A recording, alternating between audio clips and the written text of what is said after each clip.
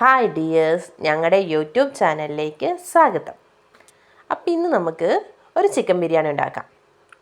അപ്പോൾ ആദ്യം നമ്മൾ എന്ത് ചെയ്യണം? ചിക്കനെ കട്ടി മുറിച്ച് ബിരിയാണി പീസാക്കണം. ബിരിയാണി പീസാക്കി കഴിയുമ്പോൾ അതിലേക്ക് കുറച്ച് ചില്ലി പൗഡർ, അത് കഴിഞ്ഞിട്ട് കുറച്ച് കാശ്മീരി ചില്ലി പൗഡർ കൂടി നമുക്ക് ആഡ് ചെയ്ത് കൊടുക്കാം.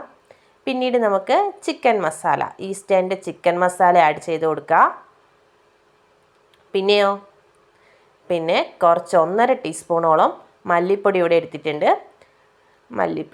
മല്ലിപ്പൊടി നമുക്ക് ആഡ് ചെയ്ത് കൊടുക്കാം. പിന്നെ നമുക്കിതിലേക്ക് ആഡ് ചെയ്യേണ്ടത് കുറച്ച് ടൂമറിക് പൗഡറാണ്, മഞ്ഞൾപ്പൊടിയാണ്. അപ്പം കുറച്ച് മഞ്ഞൾപ്പൊടി ആഡ് ചെയ്തിട്ടുണ്ട്. ഇനി ഇച്ചിരി ഉപ്പ്, നീരും കൂടി ഒഴിച്ചിട്ട് നമുക്കിത് നന്നായിട്ട് ചറപറാന്ന് ഇളക്കി കൊടുക്കാം.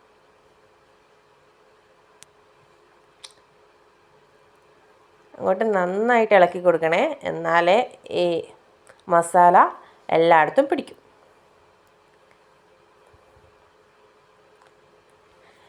ഇങ്ങനെ ഇളക്കി കൊടുത്തിട്ട് 1 മണിക്കൂറോളം നമ്മൾ എന്ത് ചെയ്യണം? ഇത് റെസ്റ്റ് ചെയ്യാൻ വെക്കണം, ഈ മസാല എല്ലായിടത്തും പിടിക്കണ്ടേ. എന്നിട്ട് നമുക്ക് പിന്നെ ചിക്കൻ്റെ ബാക്കി പരിപാടികൾ തുടങ്ങാം. ഞാനിവിടെ മസാല ആക്കി കഴിഞ്ഞിട്ട് ബാക്കി മസാലാസ് ആഡ് ചെയ്യുന്നതിന് മുമ്പ് തന്നെ ഞാനിത് ചിക്കൻ വറക്കുന്നുണ്ട് കേട്ടോ. ചിക്കൻ വറുത്തിട്ടാണ് ഞാൻ ബാക്കി മസാല ആഡ് ചെയ്യുന്നത്. ചിക്കൻ വറക്കാൻ വെച്ചിട്ടുണ്ട്. ഇനി നമുക്ക് ബിരിയാണിയുടെ ചോറാക്കാൻ 1 കിലോ റൈസാണ് ഞാനിവിടെ എടുത്തിട്ടുള്ളത്. ആ റൈസ് കഴുകിയിട്ട് അത് മുങ്ങിന്ന് അത്രയും വെള്ളം ഒഴിക്കണം കേട്ടോ. പിന്നെ അതിൻ്റെ കൂടെ കുറച്ച് ക്യാരറ്റും സ്പൈസസും ആഡ് ചെയ്തിട്ടുണ്ട്.